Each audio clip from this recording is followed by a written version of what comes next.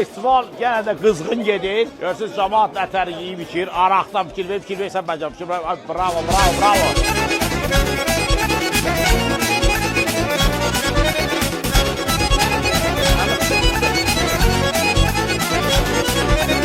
Ay gözəl, birinci aşımızı verək, təqdim edək. Urra! Aşımız gəlir.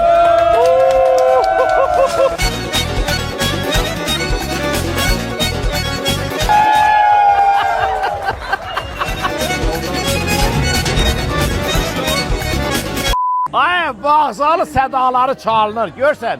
Vağzalı çalanda bizə nədir? Biz bilirik ki, məclisin sonudur. Yəni bizim festivalda sona yetir. Vağzal, ay! O, hər vaxt vağzalı çalanda gözüm yaşarır mənim. Sağ olun, gözünüz həmişə sevincdən yaşarsın. Sağ olun.